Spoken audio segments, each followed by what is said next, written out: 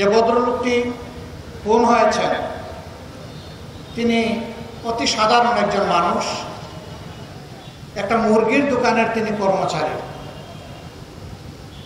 তার বৃদ্ধা মা আছেন, তার স্ত্রী আছেন, 2.5 মাসের একটি কন্যা সহ 3টি কন্যা সন্তান আছে, কোনো ছেলে সন্তান নেই। কার্যত তাকে খুন করার মধ্য দিয়ে এই পরিবারটাকে পুরুষ শূন্য, অভিভাবক শূন্য করে ফেলা হয়েছে। আমরা এই ঘটনার তীব্র নিন্দা জানাই। আমরা শুনে খুশি হয়েছি ইতিমধ্যেই তারা আইনশৃঙ্খলা বাহিনীর হাতে কবজা হয়েছে। আমরা দাবি করি দ্রুত বিচার আদালতে এই মামলাকে নিয়ে 90 দিনের মধ্যে যেন এই মামলার রায় বাস্তবায়নের ব্যবস্থা করা হয়।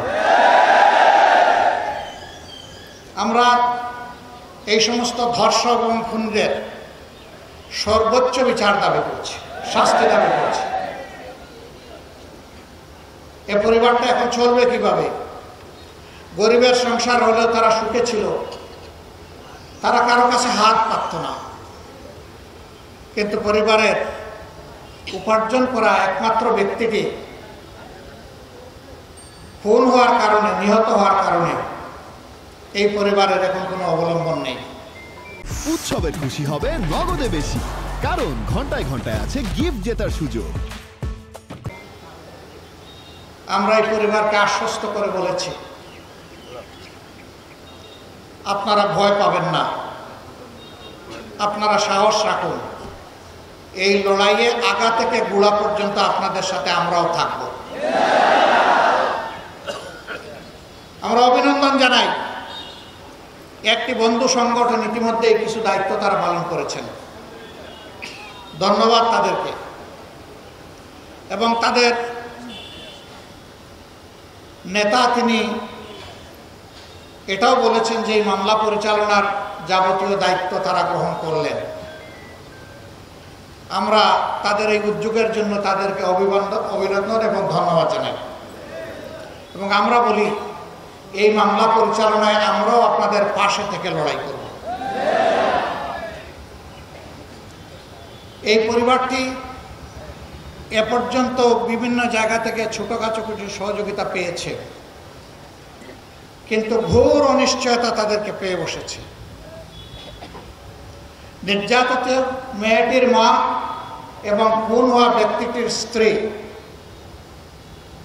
আর খুন হওয়া ব্যক্তিটির মা যখন তাদের সাথে কথা বলছিলাম, তখন তাদের চোখ পায়রা নদীতে পরিণত হয়েছিল। অনবরত চোখের পানি ঝরছিল। কোন ভাষায় এই মানুষগুলোকে আমরা সান্ত্বনা দেব? তারা বলেছিল কে এখন আমাদেরকে দেখবে? আমরা বলেছি আমরা যেমন আল্লাহর সৃষ্টি, আপনারাও আল্লাহর সৃষ্টি, আল্লাহ তাআলা আপনাদেরকে দেখবেন। আর আল্লাহ তাআলার পক্ষ থেকে এখন থেকে শুরু করে বাচ্চাকে কোলে নিয়েছিলাম, 2.5 মাসের বাচ্চা, বলেছি আল্লাহ তাকে হায়াত দেন, দোয়া করি, মানুষ হোক দোয়া করি। এই বাচ্চাদের বেড়ে ওঠা, এই বাচ্চাদের শিক্ষা, চিকিৎসা এবং এই পরিবারের ন্যূনতম ব্যয় নির্বাহের পূর্ণ দায়িত্ব মহান আল্লাহর পর ভরসা করে জামাতে ইসলামে কবুল করব।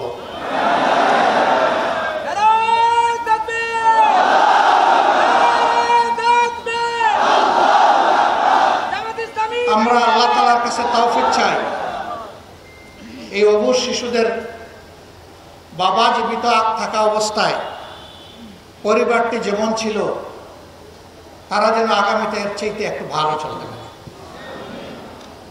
হতে পারে এই বাচ্চাগুলোই একদিন জাতির জন্য সম্পদে পরিণত হবে।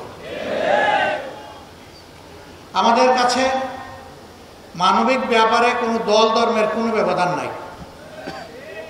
যেখানেই নির্যাতন, যেখানেই জুলুম, সেখানেই আমরা মজলুমের পক্ষে, জালিমের বিরুদ্ধে। আমাদের লড়াই জালিমের বিরুদ্ধে চলবে ইনশাআল্লাহ। একটি জুলুম বৈষম্যহীন বাংলাদেশ, একটি দুর্নীতি এবং দুঃশাসন মুক্ত বাংলাদেশ, একটি মানবিক বাংলাদেশ আমরা করতে চাই।